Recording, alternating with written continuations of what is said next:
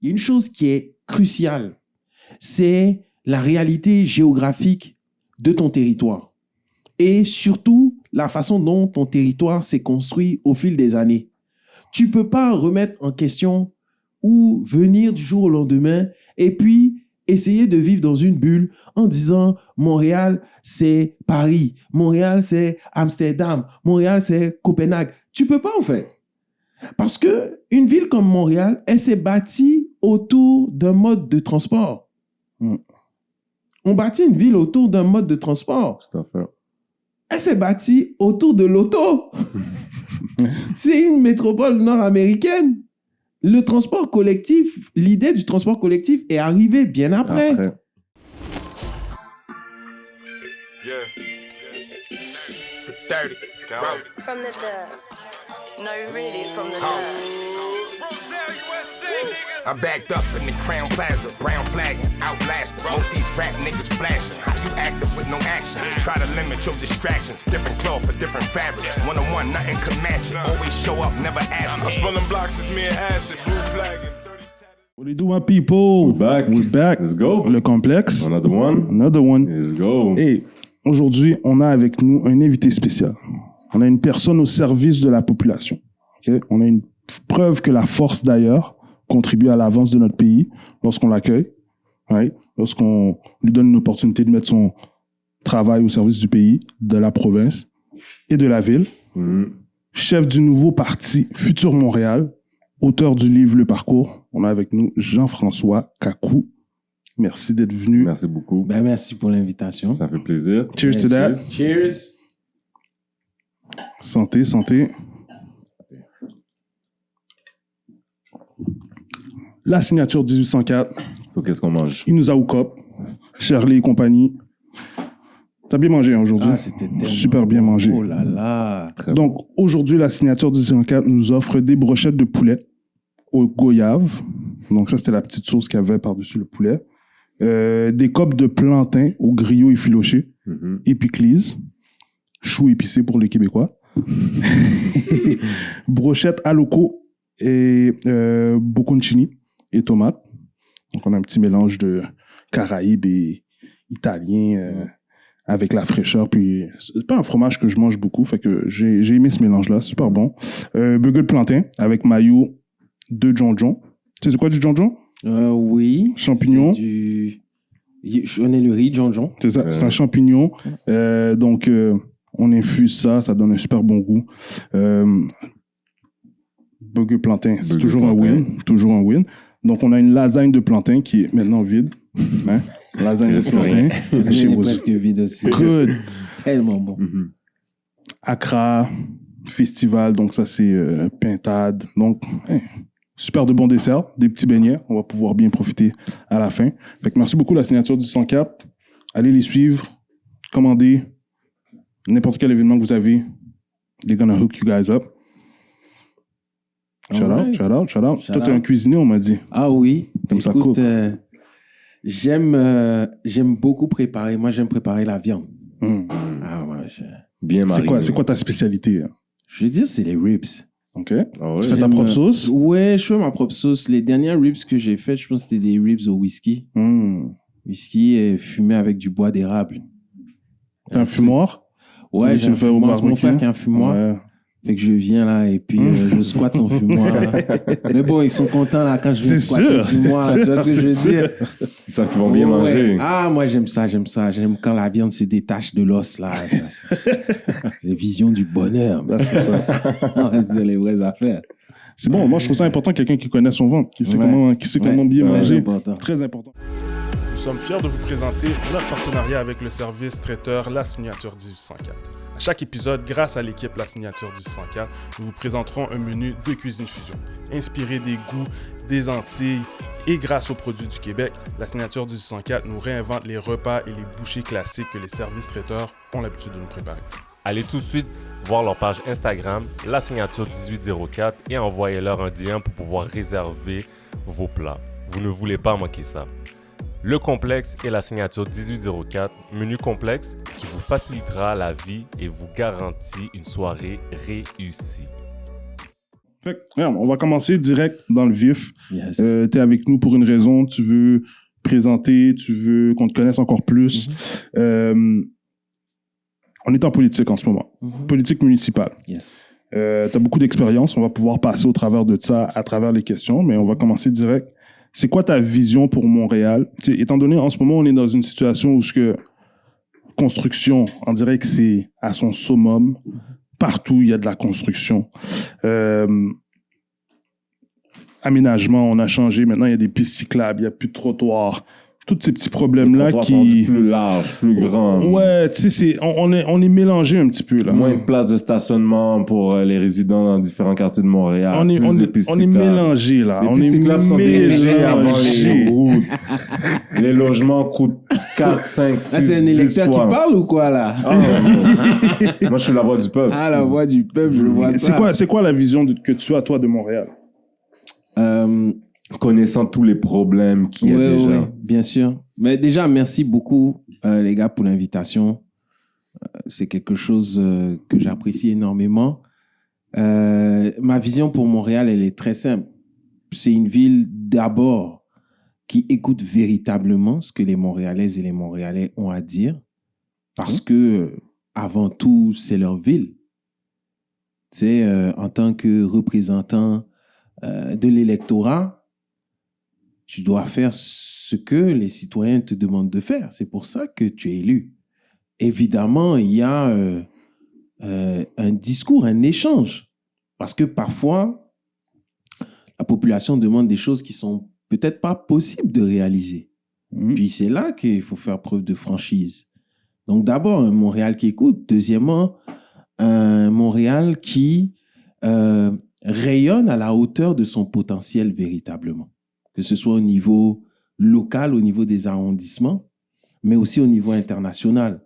Quand je dis au niveau local, il faut qu'il fasse encore bon vivre à Montréal, de se dire on va investir à Montréal, on va ouvrir un commerce à Montréal, on va faire des affaires. Il faut que ce soit possible. Il ne faut pas qu'on ait un mal de crâne à partir du moment où on ouvre un brick et mortier, puis on commence à se poser des questions si on a fait le bon choix, où on pense, on a des mauvaises pensées et puis on veut, certaines personnes parfois mettre fin à ses jours parce qu'on regrette amèrement cette décision d'affaires. Et au niveau métropolitain, faut que notre ville rayonne à l'international, reprenne sa place de hub économique de l'Amérique du Nord au niveau de la partie francophone. Parce que les gens viennent à Montréal pour investir et aussi avec le fait que, tu sais, je dis ça, Montréal est sexy. Donc, il faut vraiment redonner cette splendeur-là à notre ville. Je ne sais pas s'il est encore sexy, mais il l'était. Mais en ce moment, franchement, je doute un petit peu. Quand tu es beau, quand tu es belle, c'est pas parce qu'on a mis un peu de boue sur ton visage que la beauté n'est plus là. Est-ce que tu vois ce que je veux dire? Il faut l'enlever. Exact. Il faut se pimper, se maquiller un peu, mettre un peu de crème sur son visage et puis, présentable. C'est parti, on redevient présentable. Notre ville est belle. C'est un hub économique formidable. Et le troisième point, c'est une ville qui circule enfin, une ville qui se parle et qui est capable de dire à ses concitoyennes et ses concitoyens, oui, c'est vrai, il y a des travaux à faire, mais voici comment est-ce qu'on va le faire pour que vous puissiez mieux circuler, pour qu'il y ait la paix sur la route, que les automobilistes viennent pas en fight avec les cyclistes, avec les piétons contre les cyclistes contre les automobilistes contre les piétons, contre les personnes à mobilité réduite. Mélangé, là. Ça va pas, là. Ouais, c'est fou. Il faut rétablir la paix pour qu'on puisse rouler. Et le dernier point, justement, d'en rouler, ça, c'est notre position ferme et forte là-dessus.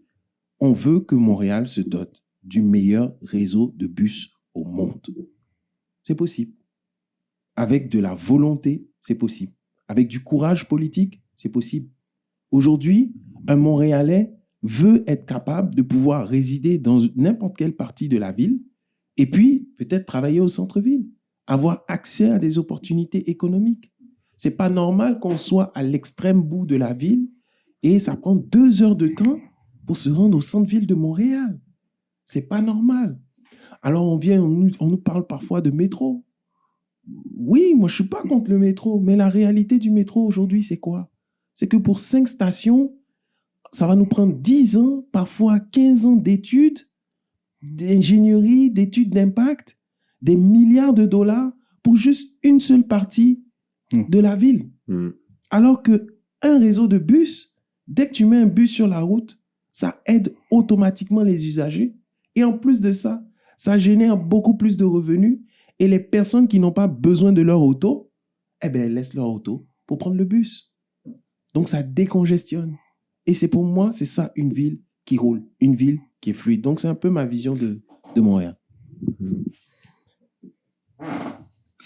Les 5 stations qu'ils ont annoncées, ça c'était pour divertir l'Est de Montréal, Anjou et compagnie. Ouais. Dans l'Ouest, on a... je pense que c'est Kirkland, je pense qu'on a Côte-Vertu. Côte-Vertu, c'est Côte-Vertu, ouais. Mais t'as toute Pierrefonds et compagnie qui ont absolument rien. Ils ont absolument rien. Pierrefonds, Roxborough, Île Bizarre, Saint-Bizarre, exactement. De Montréal. C'est ça. On ne peut pas oublier nos 13 000 concitoyens d'Île Bizarre. Ouais, c'est vrai. Fait que on a étendu le problème sur plusieurs années, on l'a réglé en partie. Les constructions commencent, ils ont annoncé certaines dates. Bon, c'est sûr, il va y avoir quelques retards. Mais il va falloir attendre encore plusieurs autres années pour divertir l'autre côté de Montréal qui est l'Ouest. Et plus tu attends, plus ça coûte cher pour creuser. Alors que tu mets un bus sur la route tout de suite, là. 1, 2, 3 bus. Boum. On élargit notre réseau de bus. Notre vision, c'est que, je vous le dis, à long terme, les Montréalaises et les Montréalais puissent avoir accès à un bus toutes les 15 minutes, peu importe où ils sont dans la ville, 7 jours sur 7. 24 heures sur 24. Regardez les villes les plus développées au monde. Regardez leur réseau de bus. Les gens se déplacent. Quand tu mets un bus sur la route, les gens se déplacent. Aujourd'hui, il y a des commerçants qui ont des problèmes pour embaucher parce que c'est difficile pour les employés de se rendre sur place au commerce. Pourquoi? Parce que soit c'est bouché ou ils n'ont pas les moyens d'acheter un véhicule et ils n'ont pas les moyens de se loger à côté du commerce parce que les prix des loyers sont exorbitants. Donc, vous prenez même les étudiants au centre-ville. Ils sont obligés de rester au centre-ville. Mais à payer quel genre de loyer? S'ils vont se mettre à l'autre bout de la ville, ça va leur prendre 2h30 pour se rendre à la fac. Ça ne marche pas.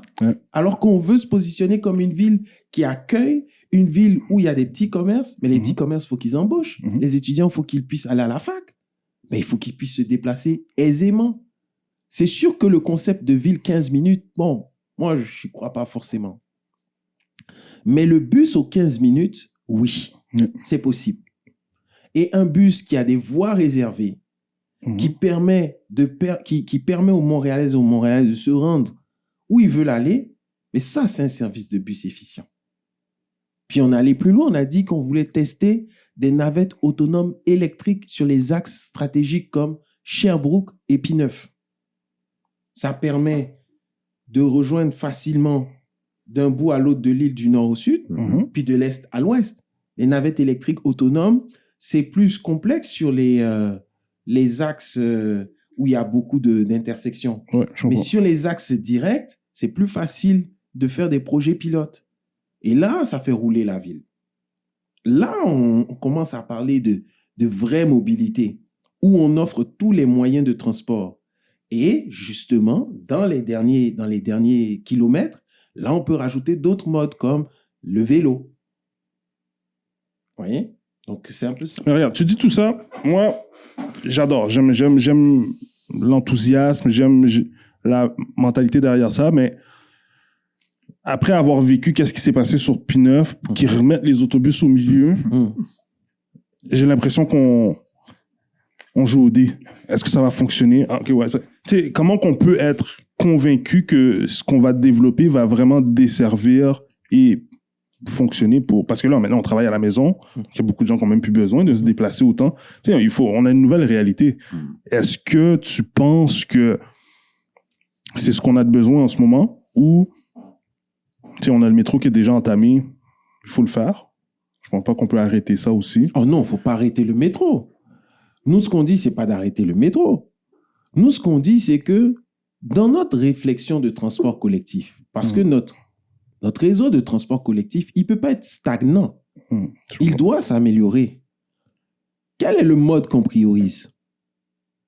Parce que c'est une question que on se pose. Une métropole, là, elle grandit. Elle se densifie. La population augmente. Mais cette population, elle doit se déplacer. Est-ce qu'on peut toujours compter sur l'auto solo? Je ne pense pas. Pour plusieurs raisons. Pour des raisons d'espace. Pour des raisons aussi d'utilisation de l'espace public. Pour des raisons écologiques. Il faut miser sur des moyens de transport collectif. Donc, on a un choix. Le bus ou le métro. Qui est-ce qu'on priorise? Nous, notre position, elle est claire. Pourquoi est-ce qu'on priorise le bus? Parce qu'en mettant un bus sur la route, tu génères des revenus. Tu enlèves 50 autos. Tu transportes des milliers de personnes. Et ça permet à la STM qui est en déficit financier au niveau de ses infrastructures en ce moment, de pouvoir générer des revenus plus facilement. Et je vous le dis, quand vous mettez un bus sur la route, les gens prennent le bus. Les gens veulent prendre le bus pour se déplacer. Tu faisais référence tout à l'heure au fait que, bon, les gens travaillent de la maison. Pas tant que ça. Hein. Les gens ont besoin de se déplacer. Parce que même s'ils travaillent de la maison, ils ont besoin de se déplacer. S'ils veulent faire des activités, il faut qu'ils puissent aller où ils veulent aller. Entièrement. Le week-end, c'est terrible.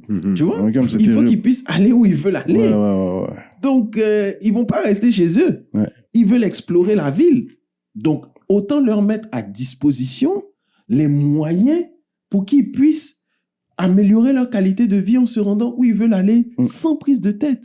Moi, je veux pas là sortir de chez moi et puis courir parce que j'ai vu le bus de 13h02. Ouais, tu es pas là à votre Oh my! Le prochain est à 14h02. Bro! Là, tu rentres, t'as chaud dans l'autobus. Là, t'as plus de swag, là. Bro, tu deviens Usain Bolt derrière le bus. Et le chauffeur, s'il a encore la nostalgie des années 2010-2012 dans le cœur, il va s'arrêter de l'autre côté. Sinon, il va te dire « Ciao! Ciao! Je suis pas là pour toi, frère. Continue de courir, c'est pas grave. » Est-ce que tu vois un peu? Donc, il faut mettre les moyens pour ne pas que, quand tu sors de chez toi, tu te poses des questions. Tu sors de chez toi, tu vois le bus passer, il ne faut plus que ce soit une vision d'horreur. Ouais. Est-ce que tu vois? Ça, c'est une vision d'horreur pour certaines personnes. Hein. Ils sortent de chez eux et puis ils voient le bus passer devant eux comme ça. Ouais.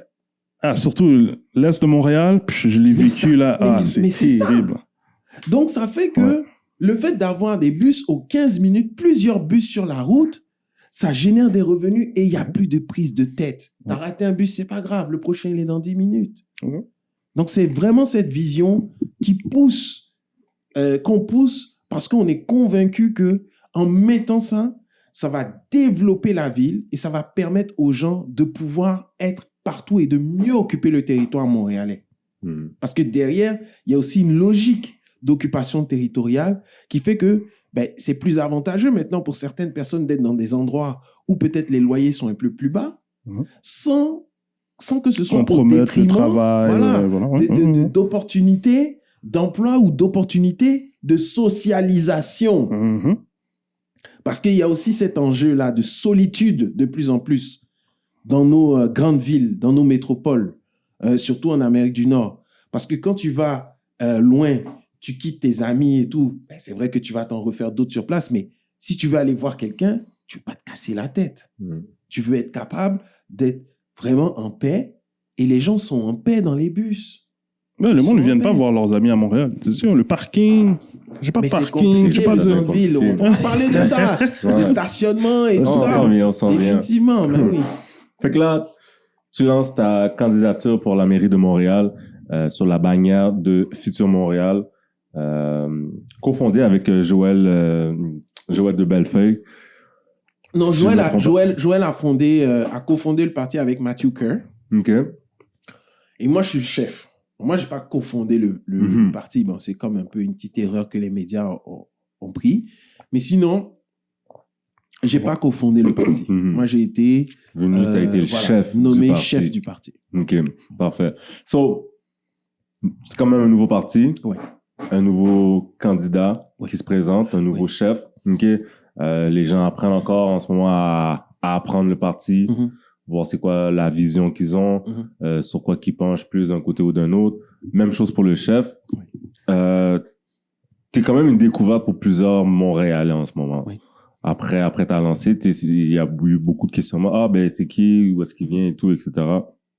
Donc, ma question pour toi, c'est, est-ce que tu crois vraiment en tes chances de gagner malgré que le monde te connaît pas encore et malgré que le parti est tout à fait nouveau et que le monde ne connaît pas aussi également? Ben, je réponds à ça. Je dis, il y a personne qui se lance dans une course pour finir deuxième. Ça, c'est sûr. On se lance pour gagner. Donc, là-dessus, moi, ma question, elle est claire. Si je me lance aux élections municipales à la mairie de Montréal, c'est que je veux gagner. Mais c'est pas moi qui décide si je gagne. Je peux avoir toute la volonté du monde. Ce sont les électeurs. Mais en étant nouveau, tu tires un peu de l'arrière. Je veux dire, sur la ligne d'arrivée, c'est pas tout le monde qui commence également.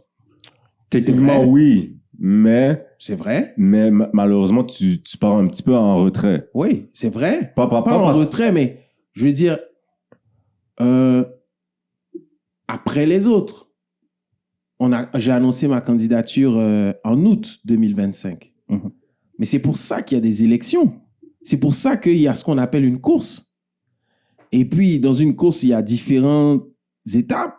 Il y a la partie un peu du marathon. Puis il y a la partie du sprint.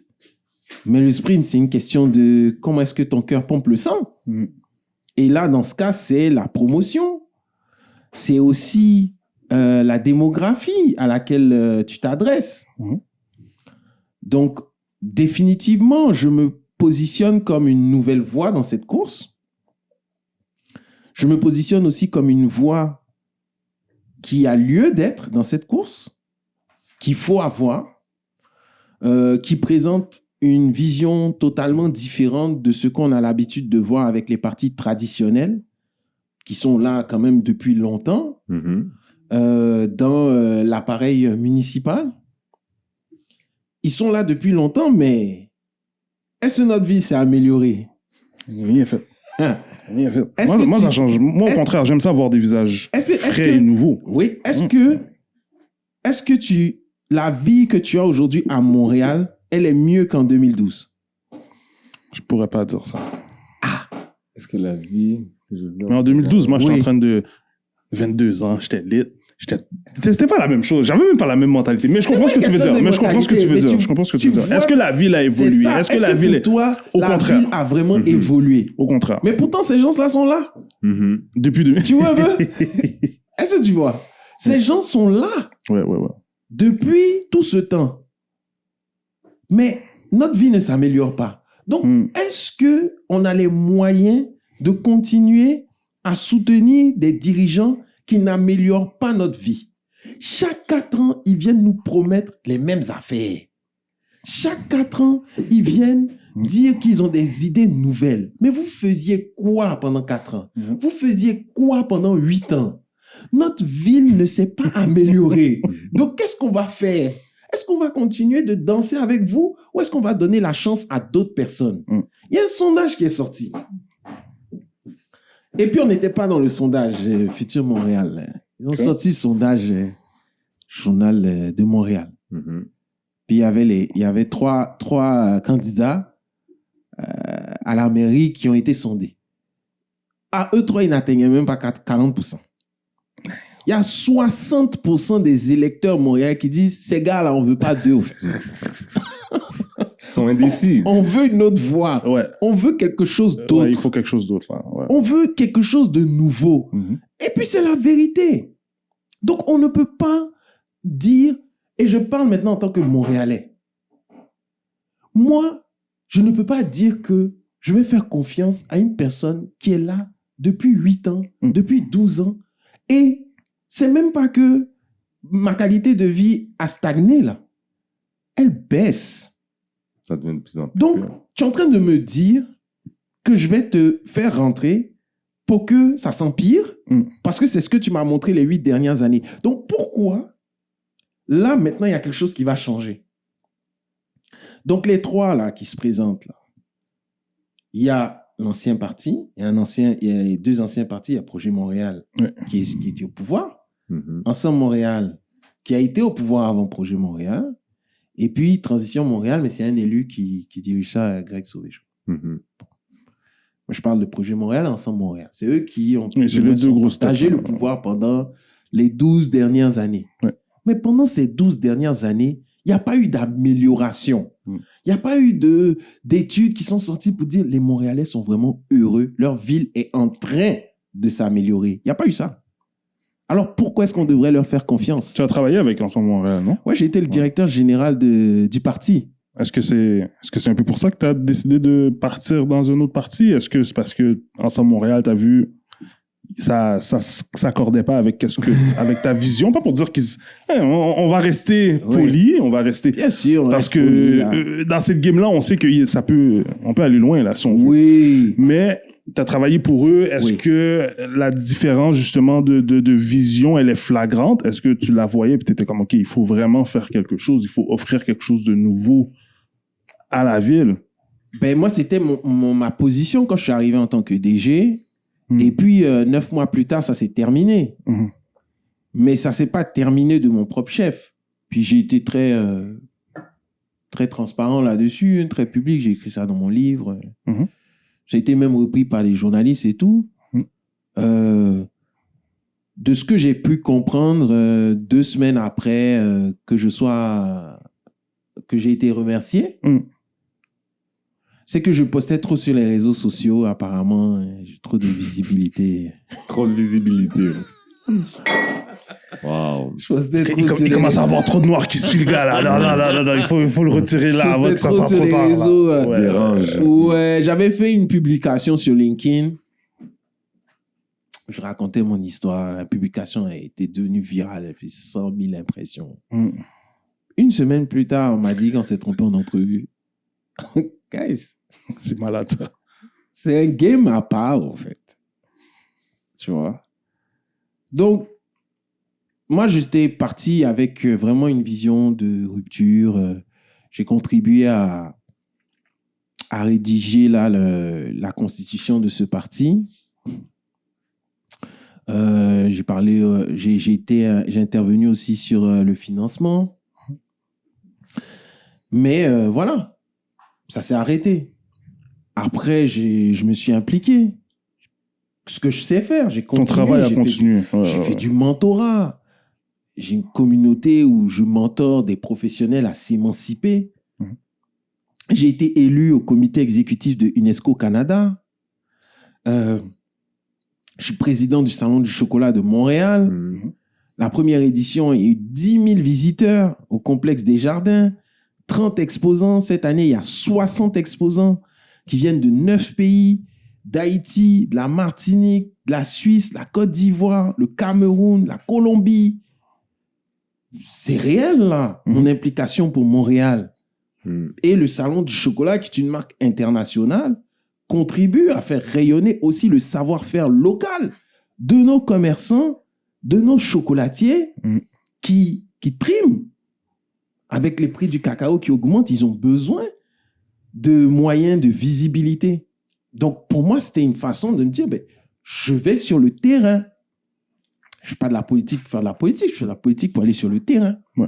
Et voilà, et aujourd'hui, c'est cette opportunité que j'ai. Quand on regarde, les médias mettent beaucoup de l'avant, Projet Montréal, Ensemble Montréal, comme quoi que c'est eux les 2 têtes principales qui vont s'affronter. Ils ne prennent pas tant en considération les autres.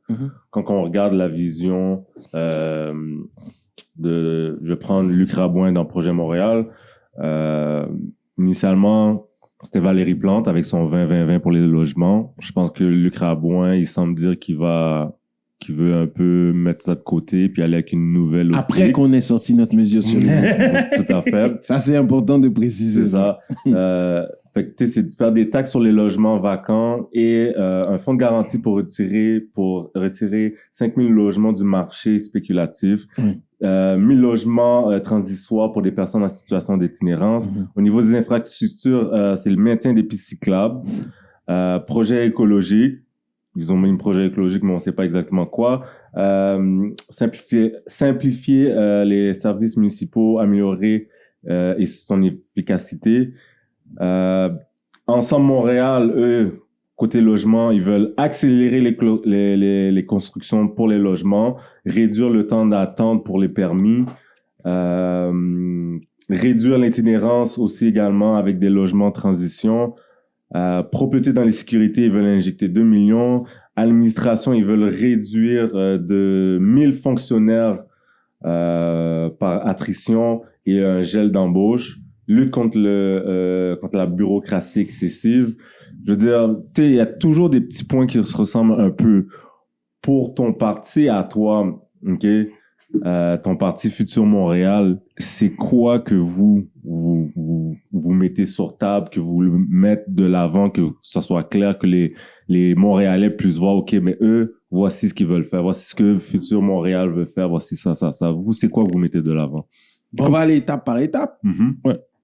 On va commencer par le logement. Parfait. Alors moi, quand j'ai annoncé ma candidature à la mairie de Montréal, c'est la première mesure que j'ai sortie, c'était le logement. Puis j'ai 3 mesures concrètes, pas pour mettre un terme à la crise du logement. Il faut dire les vraies choses aux gens, là. Il faut dire les vraies affaires. Il faut intervenir pour réduire déjà la pression sur les loyers. Ça, il faut être concret. Il n'y a personne qui peut dire « Ah, je vais régler la crise du logement ». Là, déjà, là, c'est une assertion qui est un peu étrange. Il faut intervenir pour réduire la pression sur les loyers et faire en sorte que le maximum de personnes puissent se loger à Montréal de façon décente et abordable. Donc, la première mesure qu'on a dit, c'est que, premièrement, la ville de Montréal doit être capable, en 2025, d'anticiper sur son marché de logement. C'est très simple. Ça, c'est la base, me semble. C'est la base. C'est d'anticiper. Comment est-ce qu'on fait pour anticiper? On analyse, premièrement, avec les grands promoteurs, le nombre de logements qui vont être construits. Parce qu'il y a des logements qui se construisent chaque année à Montréal. Ouais. Mais les décisions ne sont pas prises l'année même. Les décisions sont prises bien avant. Donc, en 2026, aujourd'hui, on peut avoir plus ou moins une photo là, de à quoi va ressembler notre marché locatif. Ça permet d'identifier rapidement les clientèles vulnérables et les personnes qui ne seront pas desservies. Ce qui nous emmène à notre deuxième mesure, où on dit le règlement 20-20-20, on veut le remplacer par une redevance réglementaire sur les logements de luxe en dehors des logements familiaux. OK.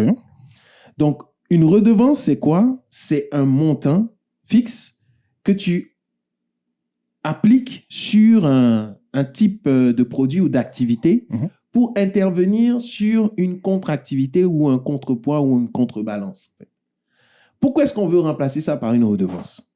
C'est parce qu'aujourd'hui, le règlement 20-20-20, les propriétaires immobiliers sont obligés par ce règlement à construire 20% de logements sociaux, 20% de logements abordables, 20% de logements familiaux. Mais le problème, c'est que ce n'est pas leur mission, en fait. Non. Ce n'est pas leur modèle d'affaires. Tu ne peux pas demander à quelqu'un de faire quelque chose qu'il n'a pas envie de faire. Donc, puisque ce n'est pas ce qu'ils veulent faire, ils vont payer une amende. Ils l'ont payé. Et ils payent l'amende. Oui. Ils planifient même l'amende dans leur Contrat.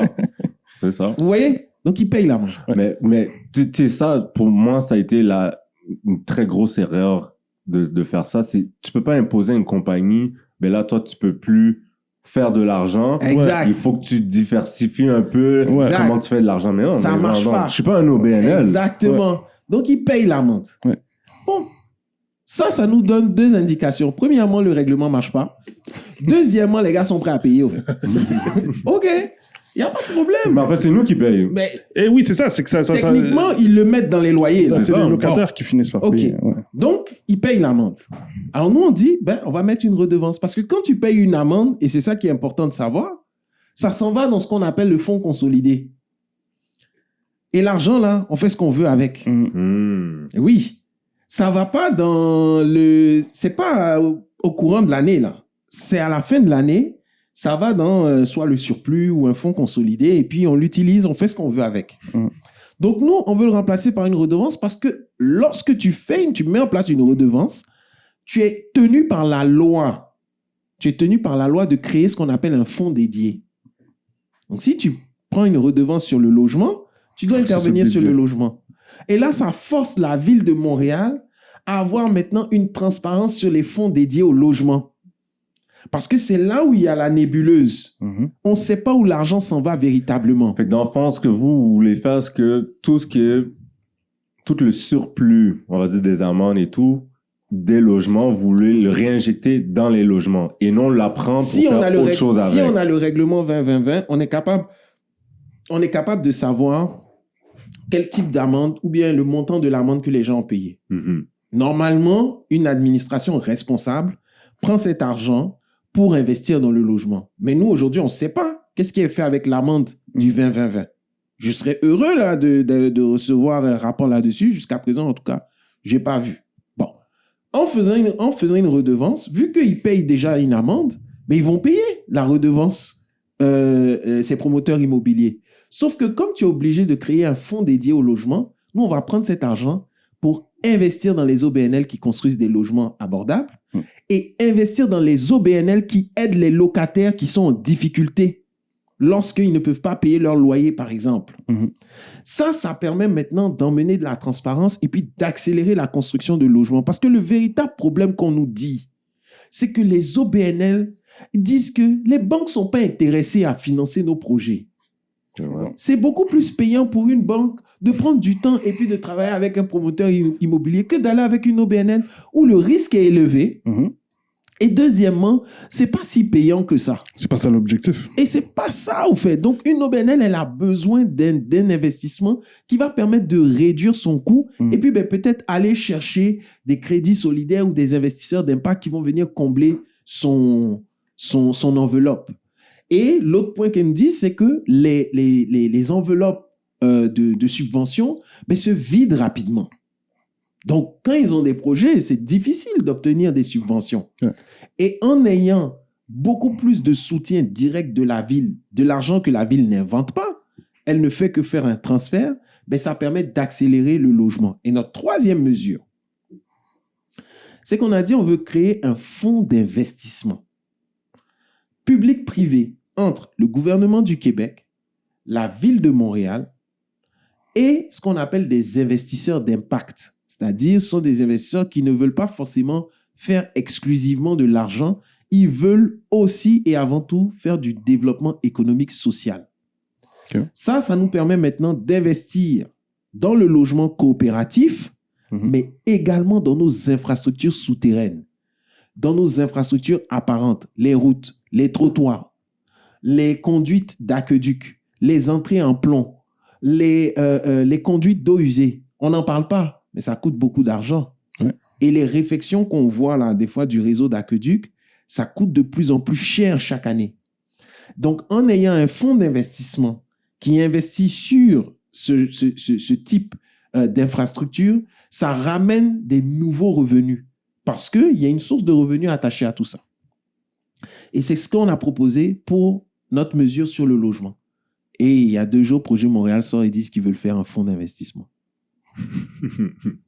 C'est pas bête. C'est pas bête, hein? Mais tu sais, je veux dire, tout ça c'est beau. Je veux dire, tu sais, c'est mis sur la table. Tu sais, on veut aller de l'avant.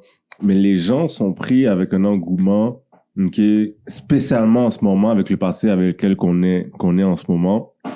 C'est surtout les pistes cyclables. Oui. Vous, par rapport aux pistes cyclables, c'est quoi que vous dites et c'est quoi que vous voulez faire par rapport aux pistes cyclables? Parce qu'en ce moment, veut pas, on nous a comme forcé à être dans une guerre entre automobile, vélo vélo, piéton, automobiliste, puis tout le monde se fait la guerre. J'ai vu il y a quelques semaines, il y a des gens qui ont manifesté pour dire non aux autos à Montréal.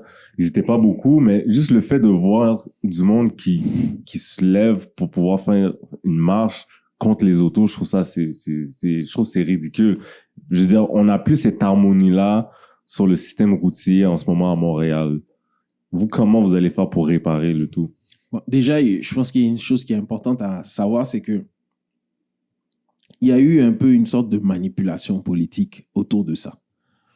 Puis, c'est une stratégie, tout simplement. Moi, je suis très clair, hein, quand on me pose la question à chaque fois, je dis que les Montréalais ont droit à tous les modes de transport.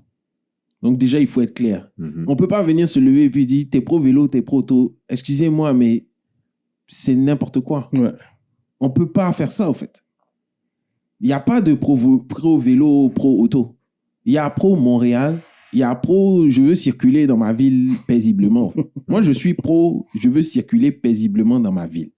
Donc ça, c'est le premier point. Le deuxième point, sur les pistes cyclables, il faut reconnaître qu'il y a eu beaucoup de laisser-aller, de négligence, un peu de mauvaise planification, et ça crée la discorde totalement. Comme s'il y a une accélération, il faut construire le maximum de pistes cyclables avant de quitter le pouvoir. Ouais. C'est un peu ce qu'on regarde en ce moment, là. Tu sais, je regardais rue du Havre, à côté là, du métro Frontenac. Ouais. Boum, du jour au lendemain, la rue est devenue à sens unique avec une piste cyclable 4 saisons à double sens à côté. Mais ça, c'est une rue qui est critique parce que quand tu arrives à Frontenac, je ne sais pas si vous voyez, la congestion c'est horrible. sur Ontario, Ouais. dans un sens et puis dans l'autre pour descendre, pour rentrer dans le quartier, pour rentrer dans Ville-Marie, c'est compliqué. Ouais. Donc, tu mets rue du Havre à sens unique en partant vers le nord et puis une piste cyclable 2 saisons dessus. Franchement, en semaine, tu es là-bas, les gens n'utilisent même pas la piste. C'est vrai. Les gens n'utilisent pas la piste. En hiver, encore moins. Qui utilise les pistes cyclables en hiver? Ça, c'est 8 mois par année, là. 8 mois. Je pose la question. Je fais des vox pop. Puis, je parlais avec des cyclistes. J'ai dit, mais on parlait. Tiens, moi, j'aime le vélo. Moi, je me déplace que à vélo à Montréal. J'ai dit, c'est Pierre. J'ai dit, en hiver, tu te déplaces comment? Il a commencé à rire. Le cycliste a commencé à rire. Il sait qu'il ne peut pas utiliser la piste cyclable en hiver. Toi et moi, on n'a qu'à se dire la vérité. C'est ça. Tu ne peux pas l'utiliser en hiver. Parce que ça prend un équipement spécial. Ouais. Et puis, ça prend aussi un courage de guerrier. Ouais. À moins 30, de rouler sur la piste cyclable. Non seulement tu dois changer tes pneus, tu dois avoir des pneus d'hiver et tout, et puis tu dois être bien équipé. Ouais. Parce que le vent, ça rigole pas sur ton front. C'est ça. Il y en a quelques-uns, mais le pourcentage de personnes qui font autant de Mais ils vélo sont combien? l'hiver, c'est très faible. Franchement, ils sont combien? Exact. Alors pourquoi qu'une administration qui est en place, qu'on a élue malheureusement, fasse de mauvais choix? C'est la même chose pour l'infrastructure de nos rues. On agrandit nos trottoirs, on rétrécit nos trottoirs, on met plus de voies de stationnement, on change l'aqueduc. Le matériel utilisé C'est ça, pour je veux dire, l'asphalte. tu sais, moi, j'ai travaillé sur Sainte-Catherine dernièrement, et puis en ce moment, il y a encore des travaux sur Sainte-Catherine. Il y a quelques années, il y avait des travaux pour agrandir les trottoirs. Là, maintenant, ils ont des travaux pour réparer les rues. Puis là, maintenant, c'est des travaux pour changer l'aqueduc. Ouais. Fait que là, c'est 3 fois qu'il y a eu des travaux sur la même Sur la même artère. en l'espace de 3-4 Mais ans. ça c'est intéressant, on va en parler. Et ça fait partie justement d'une mesure sur laquelle on est sorti. Ça parle de l'efficience au fait de l'administration. Puis on avait donné une mesure là-dessus, mais je vais revenir sur 2 choses, les pistes cyclables, avant de passer à ce sujet-là. C'est une question d'idéologie. Hein. C'est une question d'idéologie, là, où on est rendu, là, en ce moment, avec les pistes cyclables. On a une administration qui croit fermement que Montréal doit ressembler à une ville européenne. C'est totalement faux. Ce qui est totalement aberrant. Parce que, en termes d'administration territoriale, il y a une chose qui est cruciale. C'est la réalité géographique de ton territoire. Et surtout, la façon dont ton territoire s'est construit au fil des années. Tu peux pas remettre en question ou venir du jour au lendemain et puis essayer de vivre dans une bulle en disant Montréal, c'est Paris. Montréal, c'est Amsterdam. Montréal, c'est Copenhague. Tu peux pas, en fait. Parce que une ville comme Montréal, elle s'est bâtie autour d'un mode de transport. On bâtit une ville autour d'un mode de transport. Tout à fait. Elle s'est bâtie autour de l'auto. C'est une métropole nord-américaine. Le transport collectif, l'idée du transport collectif est arrivée bien après. Avant, les gens se déplaçaient majoritairement en auto. Et puis après, le bus arrivait, le métro, etc. Et là, on commence à parler d'autres choses, de tramway et tout ça. Tu dis auto, regarde, Montréal, je pense que c'est même encore plus vieux, c'est les calèches. Oui. Et Fait après, que c'est des rues de calèches, là. Fait que c'est pour ça que les rues sont petites. C'est pour ça que, au centre-ville, tu vas avoir des grosses portes, là. C'est par là que les chevals rentraient. Puis là, maintenant, ils essaient de changer ça. OK, maintenant, une voiture peut passer là. Non, bro. Donc, c'est comme ça, en fait. Donc, tu regardes un peu comment ta ville s'est construite. Il faut déjà que tu sois conscient de ça. Maintenant, le problème n'est pas l'auto. Le vrai enjeu sur lequel on doit se concentrer, c'est comment est-ce qu'on fait pour que notre ville rentre bien dans le 21e siècle, qui est clairement le siècle de toute la complexité au niveau environnemental et au niveau de l'utilisation de l'espace public. L'île de Montréal, là, elle peut pas s'agrandir. Au pire, là, elle va rétrécir. Et on le voit, là, avec les inondations et tout ça. Donc, on doit s'assurer que on a une meilleure occupation de notre espace public, beaucoup plus intelligente. Et on le voit dans le mode d'utilisation des gens. Les gens sont beaucoup plus sur le partage d'auto. Les gens sont beaucoup plus sur le partage de choses essentielles parce que la propriété, comme on la concevait, n'est plus de la même façon. Donc, il faut être capable de penser ce nouvel urbanisme. Mais tu ne peux pas mettre de côté l'automobile.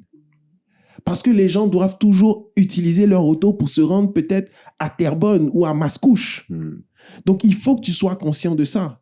Et pour revenir sur les pistes cyclables, quand on nous a posé la question, nous, on était très clair là-dessus. Et je le répète, c'est fini la construction de pistes cyclables sur les artères commerciales. Pour deux raisons. Premièrement, les cyclistes n'ont rien à faire sur une artère à haut trafic. Ça, c'est dangereux. Oui, c'est une augmentation de risque, définitivement. Deuxièmement, et ça crée de l'anxiété même parfois sur la route. Deuxièmement, les commerces qui font vivre notre ville, qui ont besoin de livraison. Les interventions d'urgence où on doit intervenir, il faut par exemple prendre un brancard ou des trucs comme ça. Il y a une piste cyclable qui est là, on doit faire le tour avec le brancard, ça devient bizarre. Donc, les pistes cyclables sur les artères commerciales, nous, on gèle ça. Il n'y a plus de construction. Il n'y a pas d'audit. Il n'y a pas de « on va savoir dépenser de l'argent encore dans plein d'études. » Il n'y a pas d'études à faire. Il faut juste arrêter d'en construire sur les artères commerciales. Ce qu'on veut faire, c'est qu'on veut réorienter les pistes cyclables dans les endroits où il y a moins de trafic, où les cyclistes sont beaucoup plus en sécurité, dans ce qu'on va appeler les quartiers résidentiels avec moins de densité, dans les parcs et dans des corridors qu'on appelle on appelle là les derniers kilomètres. C'est-à-dire, tu prends le métro, tu arrives à un endroit, puis tu finis ton trajet en vélo, mais en sécurité, dans une piste où tu es plus en sécurité physiquement des autres modes de transport. Ça, c'est le deuxième point. Troisième point, les pistes cyclables qui ont été mal planifiées, on veut les sécuriser, améliorer la signalisation, sécuriser les intersections, le cas échéant, si on ne peut pas déplacer la piste cyclable. Mais les pistes cyclables là, qui n'avaient juste pas d'affaire à être là, comme par exemple, je crois à Montréal-Nord, il y a des pistes cyclables là, je veux dire, ça n'avait pas son lieu d'être. Les gens se posent la question, qu'est-ce que ça fait là? Personne n'utilise la piste cyclable. Ça crée plus de problèmes que d'autres choses. Puis elle est là. Et l'hiver, elle est déneigée avant les routes. Ça, je pense que c'était plus un statement politique. Je veux dire... Non, c'est vrai, c'est une quête identitaire que je trouve qu'ils essayaient de faire. Puis ils voulaient pas... Tu vois, ils voulaient pas exclure tout le monde. Nous aussi, on a Exactement, exact. C'est littéralement ça. C'est littéralement ça. Ben oui. Ben On oui. veut pas exclure les non, gens. faut dire les vraies affaires aux gens ouais. à un moment donné, là. C'est Hein? tout à fait. Bon, voilà. Donc, chacun essaie un peu de s'en sortir du mieux qu'il peut. Tu On vois? l'a pas demandé. Ben oui. Voilà. Maintenant, nous, on l'a dit, hein. Tu sais, les quartiers à forte densité, là, c'est terminé, là. Et ce qui s'est passé, là, sur Curb, c'est dramatique. Ouais. 250 places de stationnement. La population sort. Les gens crient. Et toi, tu les écoutes pas. Mais tu es élu. Donc, on est dans une dynamique où l'imputabilité de la charge publique ne se fait plus ressentir tant que ça. La population sort, ils crient, ils font des pétitions, ils font des rassemblements. Tu vois tout ça, tu connais en plus la réalité de cette rue. Dans Parc Extension, où on a 19 000 habitants au kilomètre carré. Mais ces gens-là, ils ne s'envolent pas pour aller au travail. On n'a pas encore inventé la machine à téléportation. Ils ont besoin de se déplacer. Et Parc Extension, on le connaît, c'est un quartier qui est très mal desservi. Donc, il faut que les gens puissent utiliser leur auto. Mais leur auto, ils vont pas la mettre dans une petite capsule comme dans Dragon Ball Z, là, quand ils rentrent à la maison. Non, c'est... Il faut se stationner. Exact. Mais si on enlève les places de stationnement, qu'est-ce qu'on fait? Mais c'est le même problème qu'il y a dans plusieurs quartiers, comme je prends par exemple à Saint-Michel. Et puis lorsque les gens se sont déplacés aux réunions, mais on leur dit, ben tu sais, c'est pas à la ville de s'occuper des stationnements pour les résidents. C'est terrible ce genre de phrase. Mais on l'a reçu, quand on a reçu Guédouig, on l'a questionné là-dessus, puis tu sais, je suis un citoyen de Montréal-Nord, les gens n'ont pas de vélo. La plupart du monde à Montréal-Nord n'ont pas de vélo. À Saint-Michel, non. C'est pas quelque chose qui est donné, c'est pas quelque chose... Je dis, il n'y avait pas de projet derrière ça. Vous êtes juste arrivé à Montréal-Nord, puis vous avez dit, on va faire une piste cyclable, puis c'est quoi, vous avez pensé que les vélos allaient apparaître ou les voitures allaient disparaître. Tu sais, puis je comprends la mentalité, je comprends le principe derrière le projet qu'ils ont fait, puis c'est pour ça que je dis que c'est une carte identitaire. Ils essaient de nous donner une identité à la ville, parce que la ville n'a pas d'identité. Je trouve ça super important, puis toi qui viens d'ailleurs, on va te donner un petit peu d'éloge. D'origine ivoirienne, t'émigres, formation études en mathématiques à Bordeaux. Donc, t'as quitté la Côte d'Ivoire, t'es allé en France. On étudie management, marketing, quand même un beau bagage. Tu viens au Québec, tu deviens directeur général de la ville de Percé en Gaspésie. Donc déjà là, la plupart des gens, c'est rare qu'ils vont dans les autres provinces, dans les autres villes, ils vont souvent à Montréal, proche de Montréal. Donc toi, tu fais déjà comme un... Pour moi, là, c'est... J'étais à Montréal d'abord. Je suis resté 7 ans à Montréal d'abord. Avant de décider d'aller à Gaspésie. Avant d'aller, ok. Puis je suis allé dans un objectif. C'est encore plus fou. Mais c'est un beau challenge que tu as accompli. Donc, merci pour ça. Engagement politique, fait que c'est ça, t'as quand même de l'expérience. On disait tantôt qu'on ne te connaît pas beaucoup, mais tu as beaucoup d'expérience derrière ta cravate. Pourquoi t'es allé en Gaspésie pour travailler? C'était quoi ce processus? J'étais à une période de ma carrière professionnelle où j'avais plein d'idées, surtout en développement économique.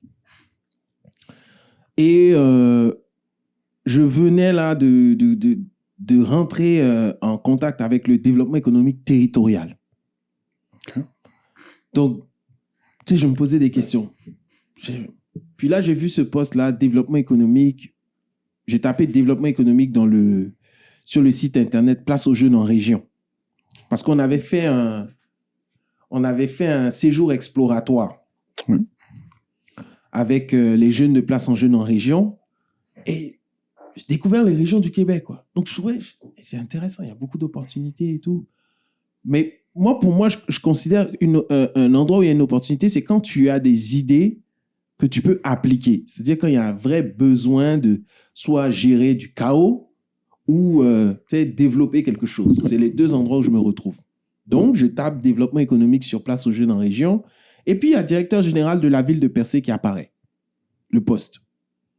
Je rédige une lettre où je donne déjà mes idées. En passant, moi, quand j'appliquais pour des postes, je rédigeais jamais de lettres. Des présentations. Et... Oui, j'ai l'honneur de solliciter auprès de votre haute bienveillance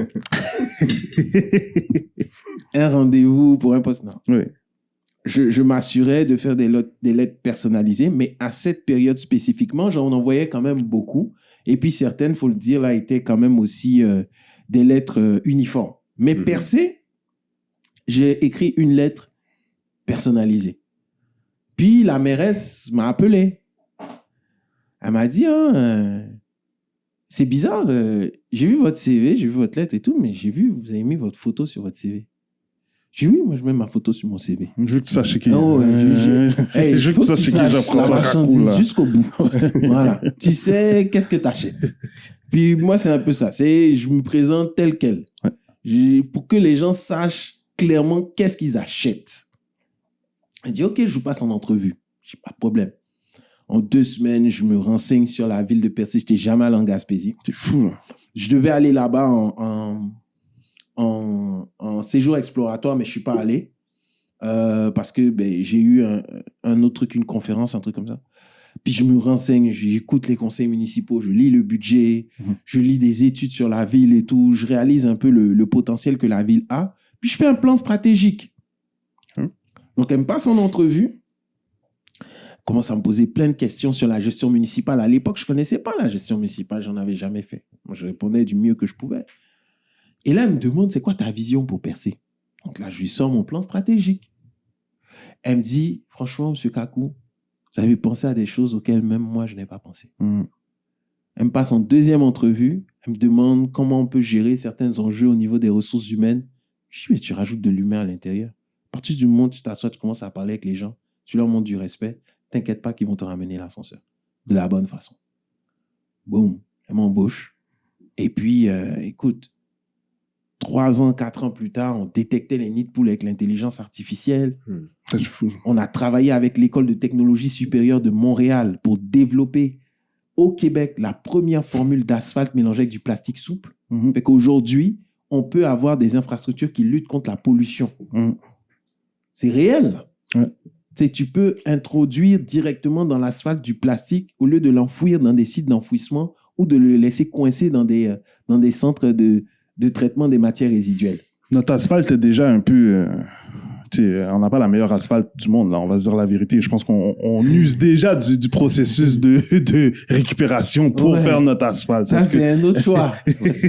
Donc, nous, là, avec l'ETS, la formule qu'ils développent, mais c'est une vraie formule qui a été testée à Victoriaville. Ça veut dire que nos travaux... C'est testé. Oui, c'est testé à Victoriaville. Nos travaux, nos initiatives ont dépassé les frontières de Percé. Les nids de poules avec l'intelligence artificielle, là, ils le font maintenant à Laval, Longueuil et tout. Et il y a un consortium qui s'appelle IVO, j'étais sur le conseil d'administration, qui prend des innovations dans les villes et puis il le pousse. Sauf Montréal. Montréal ne détecte pas les nids de poules avec l'intelligence. En tout cas, parce que je sache. Ils n'ont pas besoin, ils sont partout. Peut-être que certains arrondissements le font par initiative locale, mais vraiment... Il n'y a pas ça. Et ce n'est pas le fait de détecter. Parce que les gens disent, oui, ça sert à quoi les détecter? Il faut les réparer. Il faut les réparer, OK. Mais pourquoi tu les détectes? Comprendre. Il y a une logique en arrière. Tu les détectes premièrement pour évaluer les routes les plus critiques. Parce que tu ne peux pas compter sur ton patrouilleur qui va regarder les rues, qui des fois va être un peu distrait parce que c'est un être humain, c'est normal, mais qui ne peut pas, à la vue d'œil, savoir quelles sont les rues les plus critiques sur lesquelles il faut intervenir le plus rapidement. Donc ça, c'est le premier point. Le deuxième point, c'est que quand il te détecte le nid de poule, il te fait une photo où tu as la superficie du nid de poule et une estimation de la profondeur. Donc, si tu veux t'amuser un peu avec des données, tu peux extraire ces données et puis évaluer un peu le volume que tu as à passer en réparation. Et ça te permet de consommer raisonnablement. Et le dernier point, ça c'était maintenant où on voulait passer à un autre niveau. On disait, une fois qu'on réparait le nid de poule, qu'est-ce qui faisait qu'un nid de poule revenait? Parce qu'une fois que quand tu as fait une route, l'asphalte, quand elle se brise, il y a le principe d'homogénéité qui fait que quand tu répares, la route, elle n'est plus la même. Si tu veux vraiment réparer, il faut que tu coupes la route que tu refasses correctement. L'intégralité. Intégralité. Mais si tu mets ce qu'on appelle un cold patch, Ah, c'est ça. tu as des non. trucs qui tapent là. Non, non. L'eau rentre en fait à force. Ouais. Et puis à un moment donné, pouf, ça explose.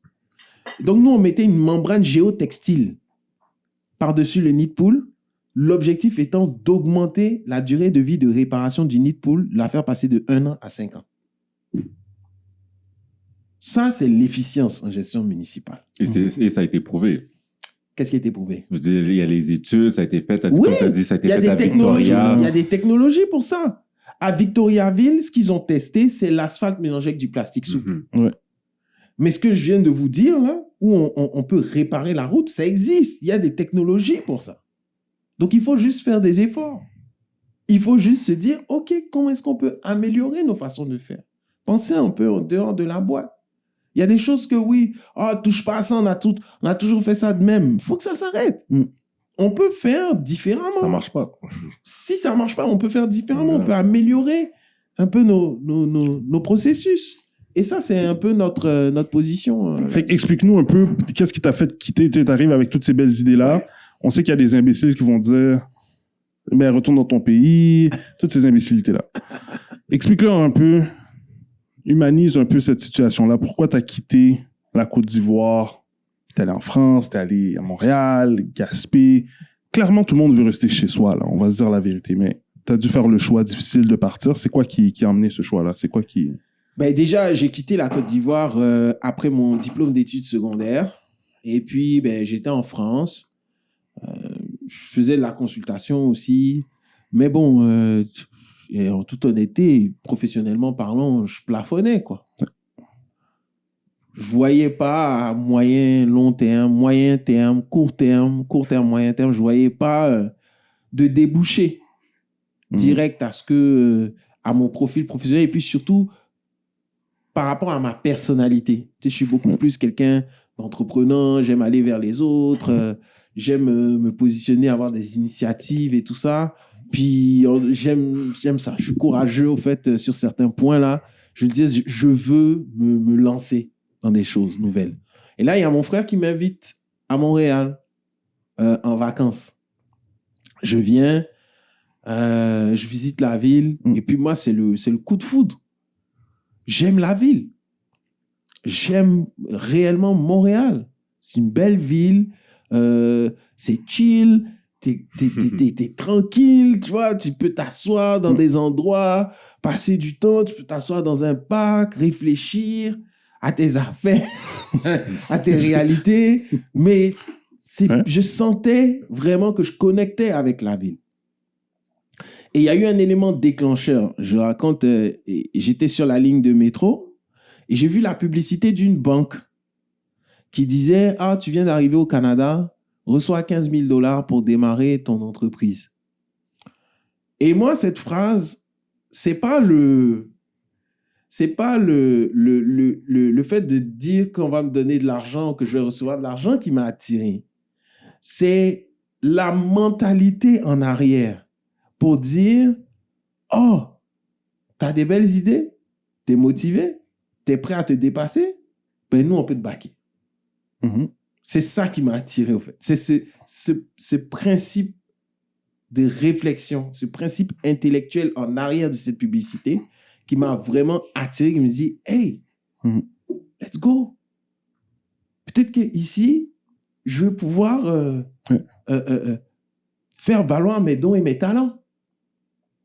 Et je suis arrivé à Montréal, je connaissais personne. Avec quelques euros dans la poche. Et en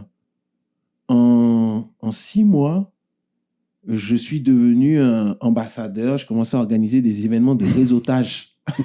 Le gars vient d'arriver. Le gars vient d'arriver. T'as pas de temps. Ouais, à l'époque, j'étais membre d'un réseau social qui s'appelle A Small World. Et ce réseau-là, il y avait des communautés un peu partout dans le monde. Et il y avait la communauté de Montréal. Et je voyais sur le réseau A Small World que dans les communautés un peu partout, à Miami, Sydney, etc., ils organisaient des événements parce qu'il y avait un ambassadeur local. Okay. Moi, je vois à Montréal, il n'y a pas d'ambassadeur local. Je leur ai écrit. Je vais le faire. Je dis, je vais être l'ambassadeur de A Small World à Montréal. Donc, le gars, le responsable Monde, c'était un gros réseau. Hein. À l'époque, il sortait en même temps que Facebook, là. Il m'appelle, il me passe en entrevue. Il me dit, mais tu es à Montréal depuis longtemps? Je dis, non, ça fait 6 mois. tu vas rester. En fait. Il dit, ah bon? Il dit, mais tu connais des gens à Montréal? Je dis, non, mais je vais connaître. Il n'y a pas de problème. Si vous me faites confiance, je vais connaître du monde à Montréal. De façon très franche, très candide, très, très franche. Il dit, OK, on va faire un test. Boum. J'organise des événements et puis c'est comme ça que je fais mon réseau professionnel à Montréal. En organisant. Tu sais, j'attends pas qu'on vienne me donner ma nourriture dans une cage.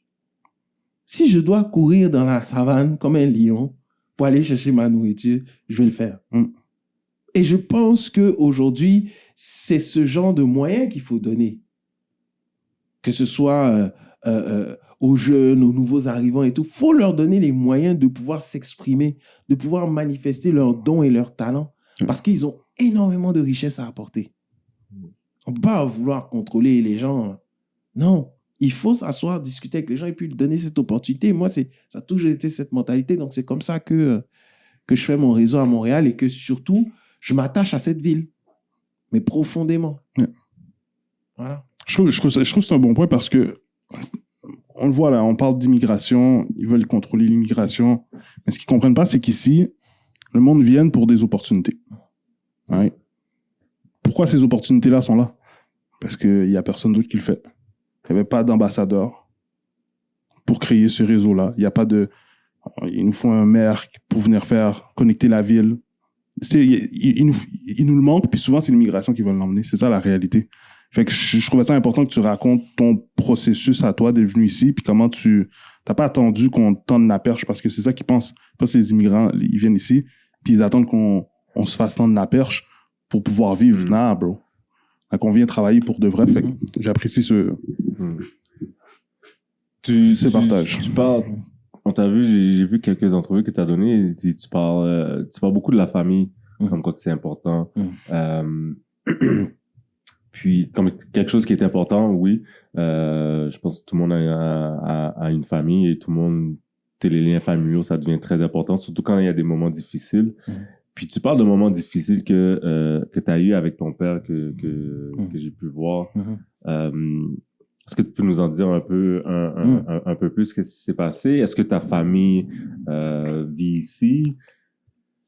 Oh, j'ai de la famille un peu partout dans le monde. J'ai de la famille en Côte d'Ivoire, en France, en Angleterre, en Australie, aux États-Unis, en Guadeloupe. J'ai de la famille vraiment partout. L'histoire avec mon père remonte, ça c'était quand j'étais en France. J'ai eu à un moment donné là une altercation en fait avec lui. Parce que lui, il voulait que je rentre en Côte d'Ivoire. Et moi, je voulais pas. J'étais dans une phase de ma vie où j'estimais que je devais m'émanciper.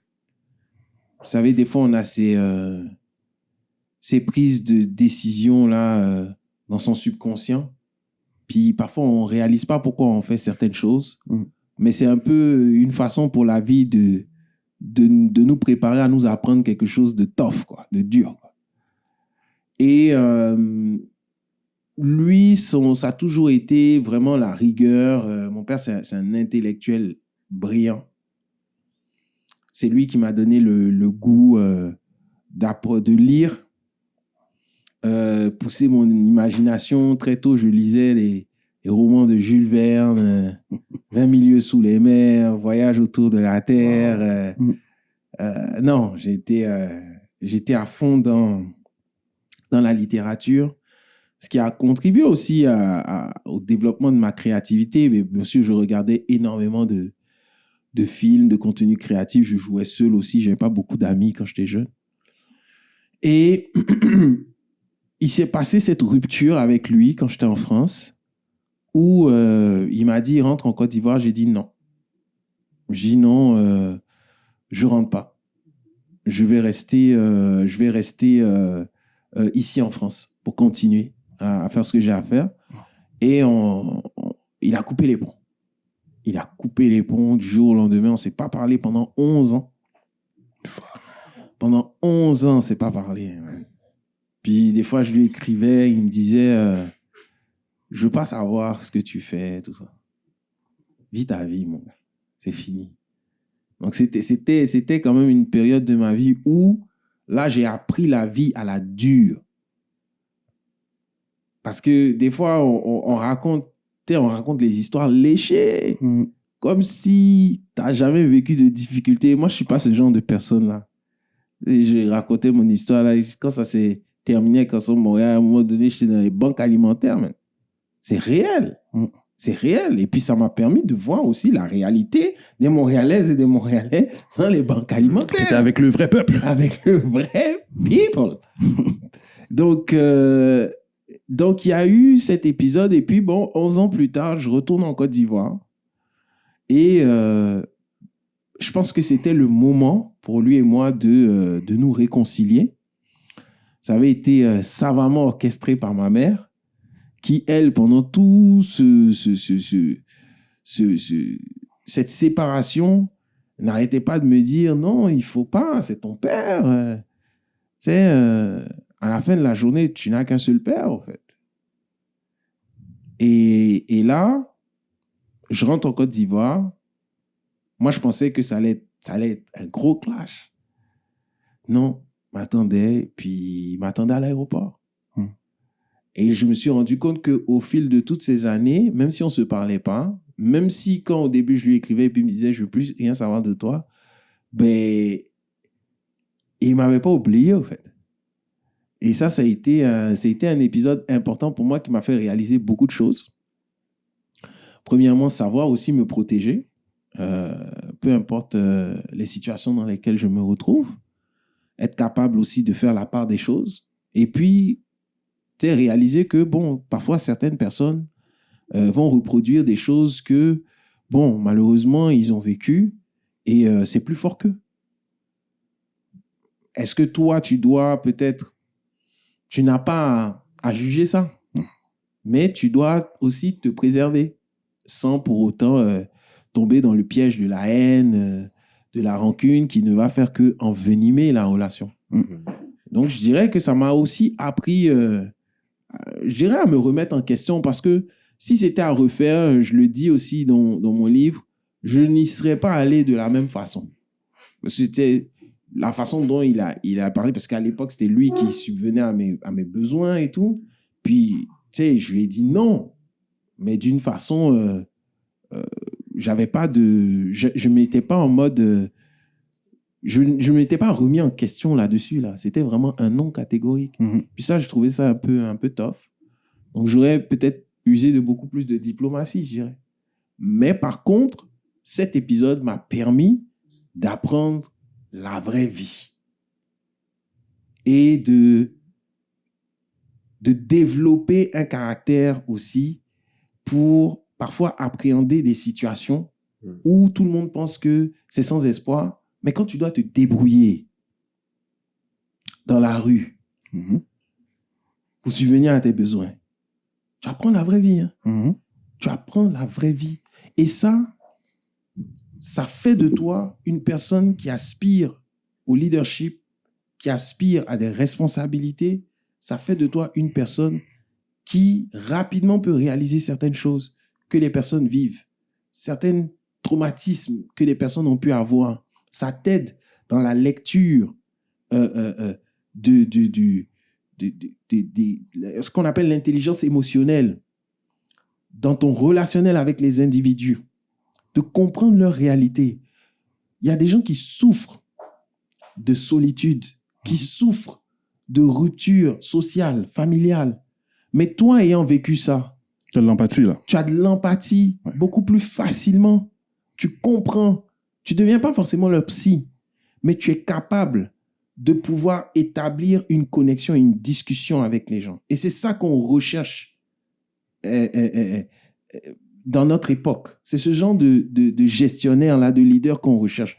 On ne cherche pas des psys qui sont là, kumbaya, avec leur ukulélé. C'est pas ça qu'on veut. On veut des personnes qui vont pouvoir être capables de s'asseoir, de discuter, de baisser les tensions. On veut des artisans de paix. On veut pas des idéologues qui apposent au reste de la population qui n'a pas voté pour eux leur idéologie et puis qui dit mangez ça. On veut des personnes qui sont capables de discuter puis surtout qui sont humbles pour reconnaître parfois leur tort ou pour dire ben, je suis peut-être pas le plus intelligent dans la salle et puis je suis bien correct avec ça. Est-ce qu'aujourd'hui, tu es en paix avec ton père? Oh oui. Oui, on s'envoie des messages. C'est bien ça. Ouais, il me dit maintenant je t'aime mon fils et tout. Ah, Non, Il disait pas ça avant. ça fait chaud au cœur. Ça fait chaud de lire ça aussi. c'est une évolution qu'on vit qui est quand même importante. Puis c'est bon que ça t'a pas affecté négativement parce que je peux te dire, il y a beaucoup de monde qui ont peut-être pas une bonne relation avec leurs parents. Puis ça les affecte négativement. Moi, ça m'a affecté, mais après, tu as des guérisons. Ouais. Je comprends. Parce que c'est des blessures de l'âme. C'est des blessures de l'âme. Ouais. Donc, il y a un processus de guérison aussi par lequel tu dois passer. Et je pense que ce travail-là, parce que si j'étais pas passé par ce processus de guérison, je serais pas retourné en Côte d'Ivoire pour dire et puis accepter de le serrer dans mes bras. J'aurais pu dire, mais non, tu m'as abandonné. De quoi tu parles? Ouais. Oublie ça. Je veux plus rien savoir de toi. Ouais. Il y a des gens qui décident de prendre cette décision. Est-ce que tu peux leur en vouloir? Ils ont leur raison. Moi, j'ai choisi l'autre chemin de dire, il n'y a pas de problème. Il a pris cette décision, ça n'engage que lui. Moi, je fais le premier pas. S'il veut me recevoir, il n'y a pas de problème. S'il ne veut pas, ma vie continue. Mais je ne fermerai jamais la porte. Merci d'avoir partagé ça avec nous. J'espère que le monde a pu voir. On va aller loin. Non, c'est bon. Je trouve ça important de voir le politicien, mais je trouve ça important de voir l'homme derrière le politicien aussi, ou la femme derrière le politicien. Ouais. Puis les gens vont permettre de mieux apprendre à connaître. Ouais. Ça va leur permettre de faire un choix éclairé durant les votes. C'est très important de faire un choix éclairé. Ils voient avec qui ils vont faire affaire. Fait que je pense que c'est un gros plus que les gens vont pouvoir regarder l'intégralité puis faire un choix éclairé. Yes. Merci beaucoup. On va continuer dans la même affaire pour terminer. On va apprendre à te connaître encore un petit peu plus politique et personnel. On va te poser des questions très simples. Des choix. On va te donner un choix, en fait. Ceci ou cela. Et tu choisis. Il n'y a pas de joker. Il n'y a pas de joker. Il n'y a pas les deux. C'est ceci ou cela. OK. Donc, je vais commencer ça. Oui. Transport en commun ou vélo? Transport en commun. Facile. Easy. Développement résidentiel? Pédibus. C'est vrai. Spécifiquement. C'est bon. Développement résidentiel ou développement commercial? Ouh, that's a tough one. Il n'y a pas de joker. Il n'y a pas de joker. Qu'est-ce qui... Aïe. Si tu as à choisir. Avec l'actuel? Bon. Développement résidentiel. Parce que le monde a besoin de logement. Ouais. Mais il y a beaucoup de commerces vacants, de toute façon. Donc, c'est pas ça qui manque, hein? C'est pas ça qui manque. Beaucoup de commerces vacants, donc on va faire en sorte qu'ils puissent rentrer dans les commerces. Tu vas pouvoir user dans les deux facilement, résidentiel, commercial. Oui, c'est ça. Mais j'avoue que résidentiel en ce moment. Ouais. Protection des espaces verts ou construction des nouvelles infrastructures? Construction des nouvelles infrastructures ou protection des espaces verts? Oui. On a déjà nos espaces verts qui sont quand même protégés avec certaines lois sur l'environnement, et puis aussi avec la CPTAQ au niveau de loi agricole. Mais tu l'as dit, Montréal ne va pas grandir. Hein? On est une île qui prend... Donc, on veut développer, on veut comment... Mais il y a un positionnement de la ville sur la protection d'une certaine partie de la superficie de la ville au niveau des espaces verts. OK. Donc, développement des infrastructures. OK. Lutte contre la pauvreté ou amélioration des services publics? Aïe. Guys, ça, c'est quoi ces questions? C'est des gros dilemmes, ça. Alors, lutte contre la pauvreté ou amélioration des services publics. Ouais. Et là, c'est terrible parce que les deux sont chauds. Mais par contre, si la pauvreté s'accentue, ça complexifie nos services publics. Donc, je dirais, le premier sur lequel il faut intervenir rapidement, c'est la lutte contre la pauvreté. Ouais. Il y a quelques-unes encore pour toi. Après ça, Caleb va pouvoir y aller. Plateau ou Vieux-Montréal? Non, guys, vous pouvez pas faire ça. C'est pas bien. C'est pas bien. Excusez-moi, mais non. C'était ça, complexe. C'est complexe. C'est complexe, Ça va, hein? gestion de la complexité, mais là... Vieux-Montréal. Ouais.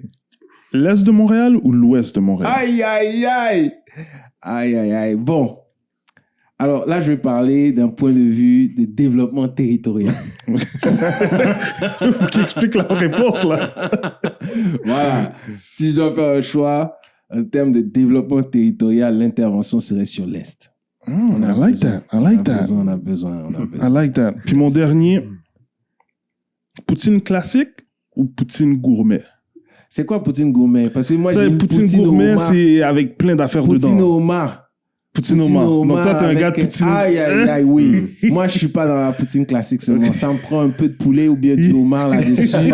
Si c'est une poutine au poulet, je prends une poutine au poulet. Ouais. Sinon, les poutines gourmet, ça te va. Voilà. Donc, il faut toujours quelque chose, un petit extra. C'est bon, c'est bon. T'es-tu plus sucré ou salé? Bonne question. En préparation ou en dégustation? En préparation. Salé. Salé. Il y a en dégustation. Sucré. Sucré. J'aime, c'est pour ça que j'arrête pas de regarder les beignets. Je me demande comment ils goûtent là. Je cherche à savoir. On y arrive. Ok, c'est bon. Ouais.